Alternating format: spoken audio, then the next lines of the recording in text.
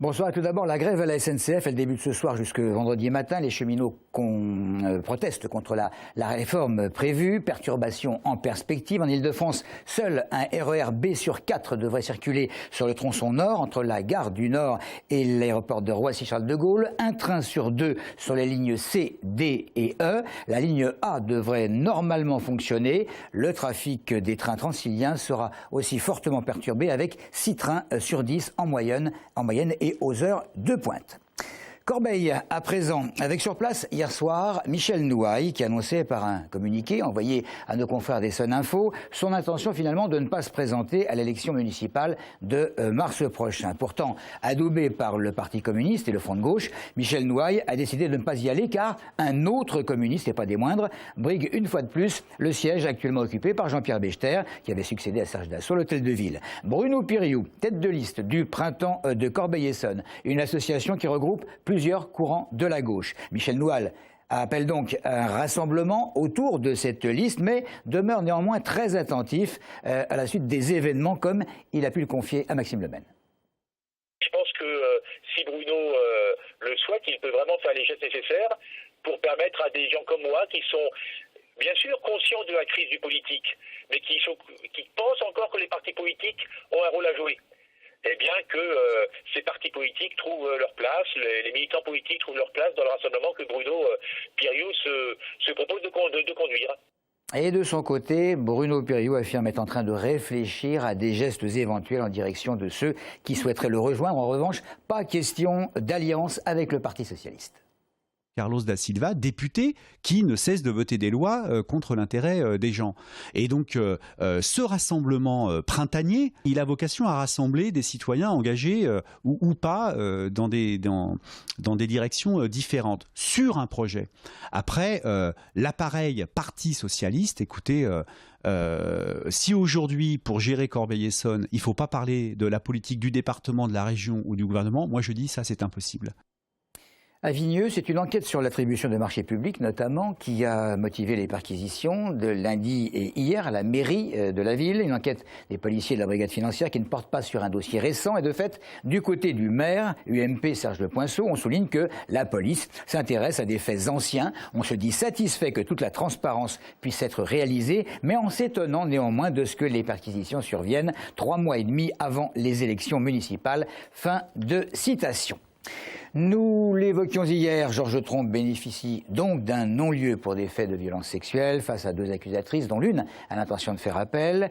Le maire de Draveil, ancien ministre, dit n'avoir jamais douté de l'issue de cette affaire. Georges Tromp qui persiste dans sa thèse de complot fomenté par le Front National.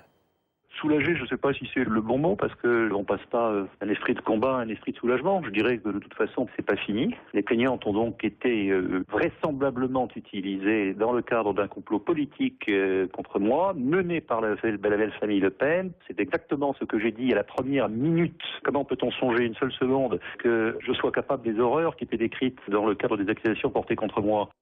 Alors dans les réactions à ce non-lieu, celle de Thierry Mandon, le député qui a battu Georges Tromp aux dernières législatives et qui estime qu'il s'agit, je cite, d'un non-lieu juridique mais également d'une implacable condamnation morale.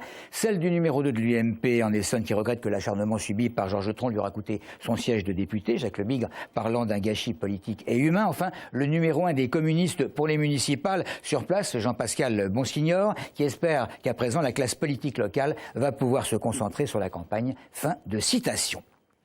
2 mois après les municipales, vous savez qu'il y aura les élections européennes. 751 des eurodéputés seront élus pour 5 ans et au suffrage universel direct. En France, ils seront 74 députés répartis sur 8 circonscriptions. L'Île-de-France, pour ce qui concerne les Essonniens.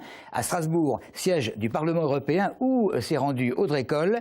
Eh bien, Audrey Coll qui a rencontré des députés, leurs sentiments sur l'Europe et cette prochaine échéance qui ne passionne guère. En fait, la percée des extrêmes fait peur aux amoureux de l'Europe et de sa construction. Roumains, Grecs ou Français, ils ont été élus il y a 5 ans députés européens. Ils votent des lois et des directives européennes. Les travailleurs détachés, les Roms, la compétitivité, l'euro sont des sujets qu'ils traitent au quotidien. Pour eux, la construction nationale doit passer par l'Europe et pas l'inverse. Tout le monde reconnaît que les décisions se prennent au niveau international, qu'il faut avoir une voix forte, que les défis nous dépassent.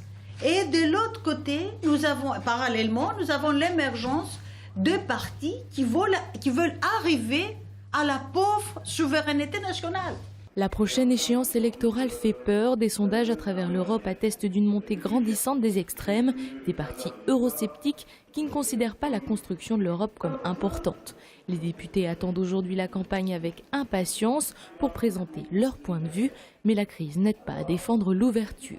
Il me semble qu'il faut choisir, qu'elle soit de droite ou de gauche d'ailleurs, de centre-droit ou de centre-gauche, écolo, un peu beaucoup ou passionnément, des hommes et des femmes qui seront dans un esprit constructif et qui aborderont les enjeux européens avec sérieux et avec vérité. En général, ces élections sont boudées car les électeurs ne comprennent pas ce que fait l'Europe pour eux. En Île-de-France, les départements ont reçu plus de 680 millions d'euros de la part de l'Europe pour des réalisations concrètes comme l'aménagement de la RN7 en Essonne.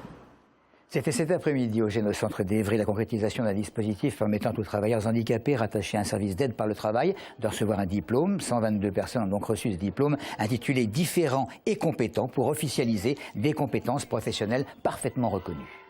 Ça permet de mettre les personnes en dynamique dans un parcours professionnel, dans leur propre parcours professionnel. Dans notre secteur, pour des personnes reconnues handicapées, la question de la valorisation et de la reconnaissance est extrêmement importante.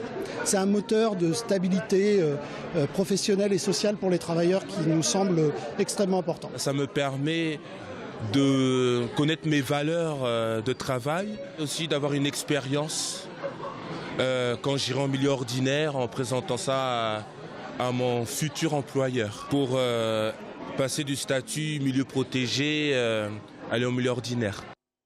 Et puis sachez que l'association Agir pour les Tarterets organisait une collecte de jouets pour les enfants nécessiteux sur le marché de leur quartier ce matin. L'association avait annoncé la présence du Père Noël qui est donc venu. Merci de nous avoir suivis.